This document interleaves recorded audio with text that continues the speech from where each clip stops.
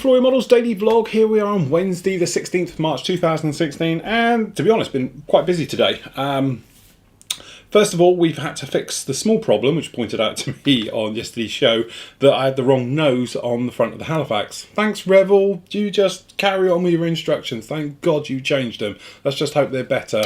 But quite frankly, this isn't even worth the paper it's printed on. They are unclear, they're inconcise, and as I say, it tells you to put the front on, and then in step, what does it tell you? It tells you to put the front on in step 12, and then it doesn't tell you until 83 that actually you don't want that one, you want another one. Brilliant. So anyway, I've shown how to take them off, and they came off very clean and very nice. I showed you two ways, one with a razor saw and one with a blade and pulse technique. The great thing about that is it comes off just like it did originally. But needless to say, we finished in there, the cockpit's all done, and apart from me having to flaff around pulling that out, we had to do it. Bit of a decision, I have gone out and bought the mask set for it, should be here in a couple of days, but I have used their new, or the new to me, what have I done with it? It was here a minute ago, here it is. We were talking about it actually on the Q&A show.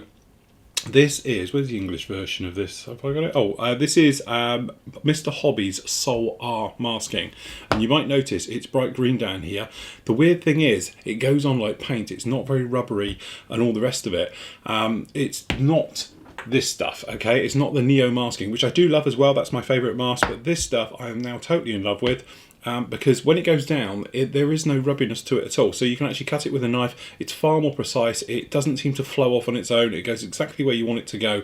So what I'm going to do is I'm going to put these in there, and then that can go together. And to be honest, they're all dry. I'll probably do that after we film this.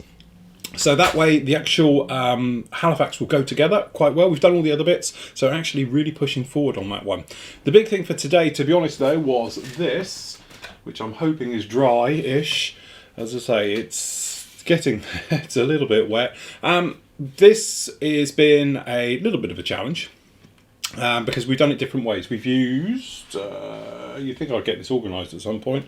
I did have around here a nice bottle of, there it is, it's hiding, the white Stynel Res. So this has had grey Stynel Res, black Stynel Res, and now it's had white. And hopefully you'll see why I do the black technique. The reason I do the black technique, it makes plastic look really, really solid, especially on an airliner with thin wings and all things like that.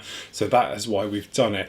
To be honest, this has just had a single coat of Future right the way over it, just to seal it down for handling purposes and everything else like that. And obviously we need to mask it with the Thompson Blue we're doing on this particular one. But that one is all done down there. We've also got the engines, they've been painted up, ready to go. So I need to do the silver work on these, all the metal areas again. Gonna let those dry overnight so I can do those tomorrow and push through with it. And actually it's not going to take long to do the Thompson one. Quite a bit of tackling and fiddling around to do, but it's all going to be about really masking it up as you would the real thing. I might even give bare metal foil a go. Haven't done it for years and years and years, but I might do the leading edge wings and do the engines on these as well, purely because it looks lovely on airliners. So we're going to crack on with that. So to be honest, loads of work going on, and then we've done editing. So you've actually got part 2 of the airliner up, which is basically gets you to this stage. You've caught up with me nicely now. As I said, these ones tend to be a little bit more faster builds than we've done with the other ones. Don't get me wrong, for you guys who love the in-depth stuff, when we come along to doing the Fokker Wolf, things like that, it's probably going to be a 15-20 parter monster build. These tend to be a little bit quicker. We've covered all the bits and pieces separately, so that way we can actually push on really well with these.